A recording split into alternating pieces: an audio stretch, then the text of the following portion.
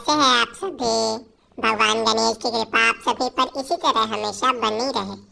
आज मैं आप सभी को एक छोटी सी कहानी सुनाने आई हूँ, जिसमें आपको पता चलेगा कि आखिर भगवान श्री गणेश मोदक प्रिय मुदमंगल दाता कैसे बने और उनके बचपन की ऐसी कौन सी कहानी है जिसके लिए गणेश भगवान आज सभी जगह सबसे सर्वप्रथम पूजे जाते हैं।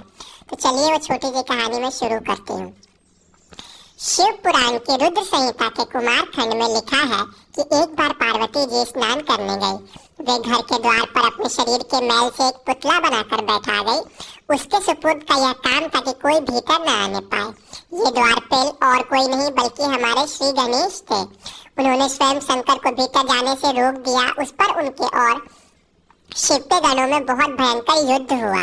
इस लड़ाई में विष्णु आदि सभी देव शामिल हो गए। जब गणेश को कोई हरा नहीं सका तो शंकर ने उनका सिर काट दिया। इतने में पार्वती नहाकर बाहर निकली। उन्हें गणेश की मृत्यु देखकर बहुत ज्यादा क्रोध आया। उनकी ओर से देवियां और मातृगण आकर खड़ी हो गई।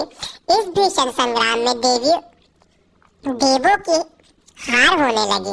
ऐसा लगा कि अब जगत का संहार हो जाएगा और देवी उमा का क्रोध कब शांत होगा ये कोई नहीं जानता था। विष्णु के बहुत अनुनय विनय करने पर वो इस बात पर मान गई, यदि गणेश को जिंदा कर दिया जाए तो वो युद्ध बंद कर देंगी।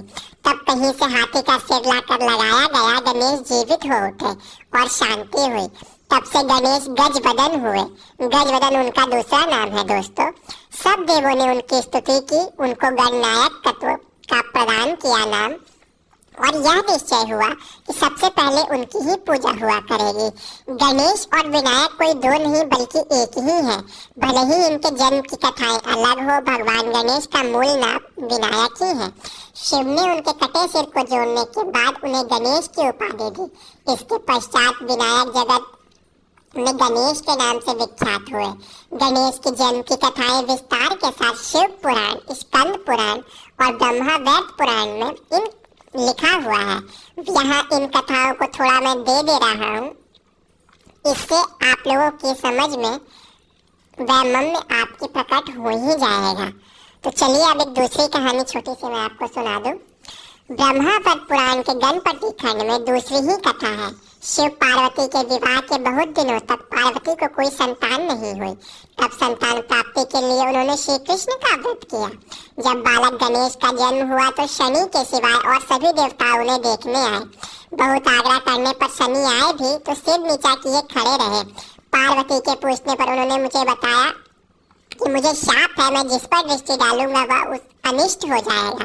पार्वती नहीं मानी और उनके आग्रह करने पर शनि ने जैसे ही बालक गणेश को देखा तो गणेश का सिर कटकर गिर गया। तब विष्णु ने एक हाथी का सिर काटकर जोड़ दिया। यह हाथी पुष्पभद्रा नदी के किनारे दक्षिण की ओर पैर करके सो रहा था। बालक जी उठा तो उन्हें गणपति पद मिला। उसी पुराण में दूसरी लघु कथा यह भी है कि एक बार कार्तिवीर आदि क्षत्रिय नरेशों को मारकर परशुराम जी कैलाश पर शिव पार्वती का दर्शन करने गए। द्वार पर गणेश ने उन्हें अंदर जाने से रोका। बात बात में झगड़ा इतना बढ़ गया कि परशुराम के परशु से गणेश का एक दांत टूट गया।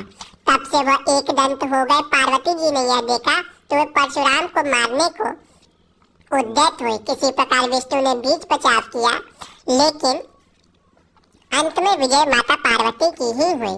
और दूसरी ही लघु कथा में लिंग पुराण में यह कहा जाता है, एक बार असुर ने शंकर को प्रसन्न करने के लिए उनसे एक ऐसा वर प्राप्त किया कि वह देवों के लिए अजेय हो जाए। तब देवों की प्रार्थना पर शिव के अंश से पार्वती के गर्भ में एक बालक का जन्म हुआ, जिनका नाम विघ्नेश्वर पड़ा। उनको राक्षसों के यज्ञ आदि कामों में विघ्न डालने का काम सौंपा गया। ऐसी कथा भी मिलती है कि एक बार शिव पार्वती कुछ दिनों तक वन में हाथी के रूप में विहार कर रहे थे।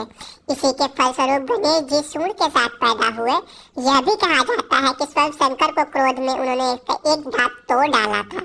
पुराणों उप पुराणों में इस प्रकार की अनेक कथाओं के अलावा बहुत सी ऐसी लौकिक कहानियां भी है जिनका किसी प्रचलित पुराणों में आधार नहीं मिलता, लेकिन ये सभी कथाएं गणपति की लोकमान्य से प्रतिष्ठा को दर्शाती है।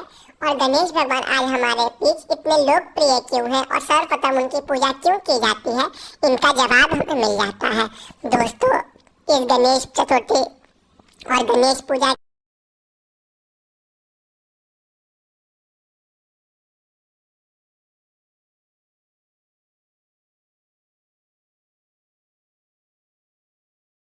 लघु कहानियों को लेकर आती रहेगी।